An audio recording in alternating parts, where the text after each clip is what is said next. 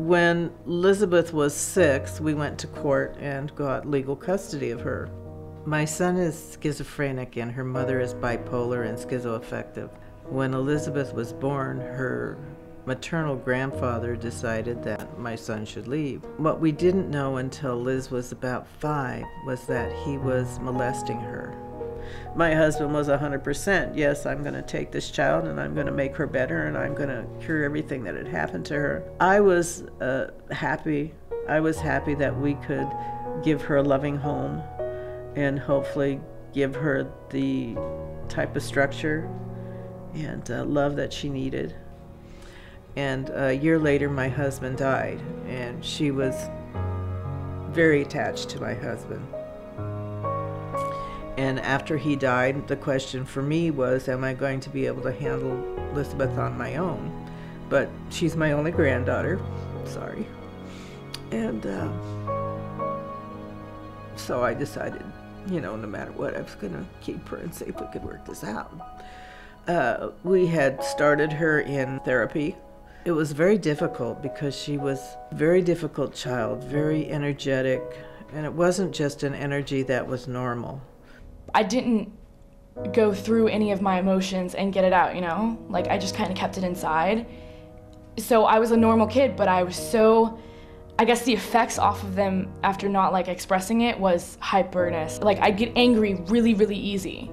I kept trying to make it good for Elizabeth, and she was still difficult. I call it kind of went sideways when she went into junior high. When Elizabeth was, I believe, 13, her twin sisters were in an automobile accident, and they passed away.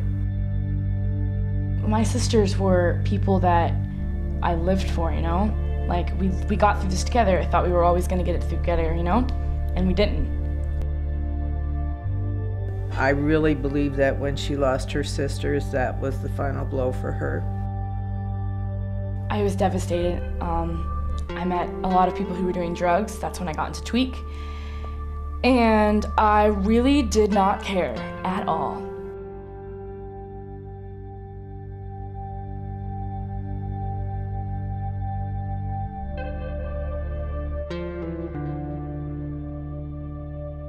I hated myself. I hated life. I wanted to die. Because I was so miserable.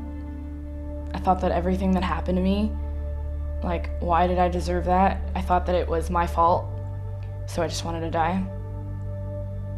I knew that she was sleeping under highways. I knew that the people she was with were not good. I knew she was doing drugs. I was afraid that she was going to overdose, that she was going to get into trouble where she couldn't get out of trouble. I felt like she was trying to get me.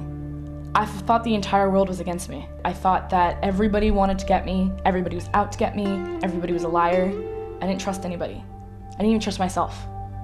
As a parent, it just tears you apart because she's just out of control and there's nothing I can do.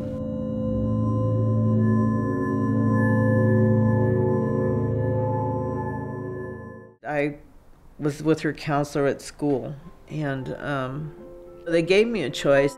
I chose Devereaux in Texas. I felt that would be a better place for her. Devereaux League City has been here for the last 16 years. I've seen a lot of evolution, but the one constant that's never changed is the quality and the care that Devereaux provides. We have more acutely psychiatrically impaired clients here, mostly adolescents. This environment, to me, is an environment where kids who have been given very little hope for the future and that people really have given up on can come and learn that their lives can be different.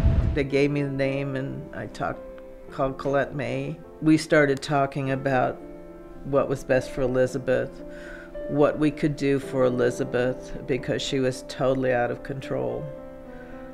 I honestly thought that she was going to be dead. And we started talking about Devereaux and going to Devereaux, and it was just immediate. It was within days that they were going to come pick her up. I was just dying inside. because I loved her and I knew it was the best thing for her. Liz came to us for treatment. Her main problems had been impulsivity and problems with drugs and things.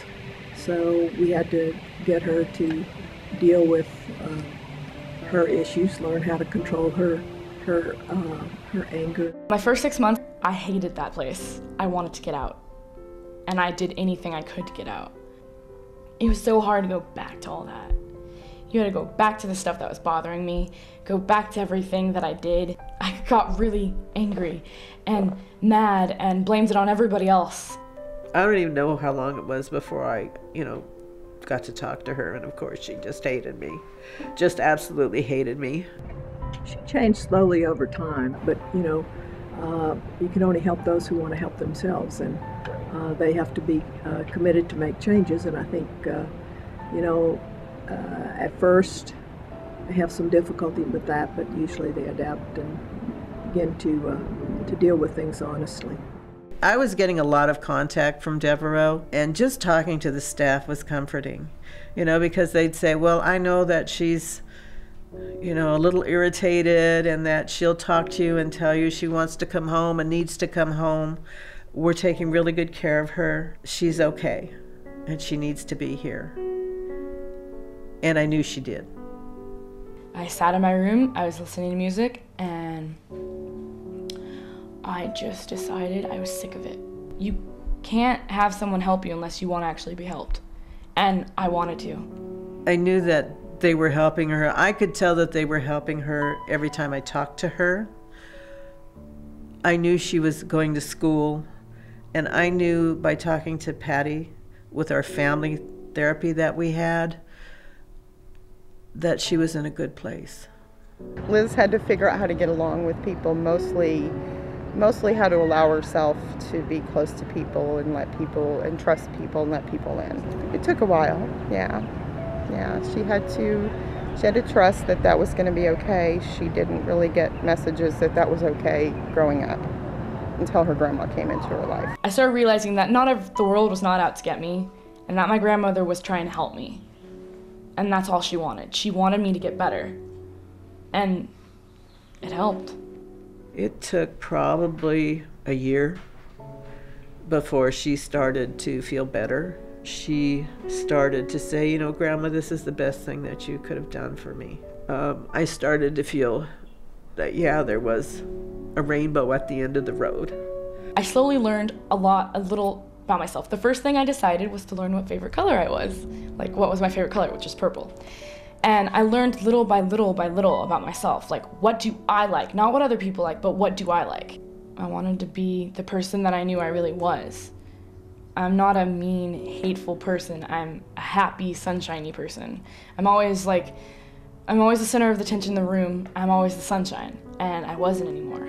She is a very passionate, perseverant young woman. And I think that she's really proven to herself, most importantly, and to her grandmother that she could make it in the world. Devereaux made me see the world differently. I don't see it as a hateful place. I'm more of a peace, love, harmony person now. And now I have a relationship with my grandmother. I go to school, and the school is awesome. She's just a different kid. We have a really great relationship. We have fun together, we laugh together, we do things together, we want to be together. I was so grateful for Devereaux.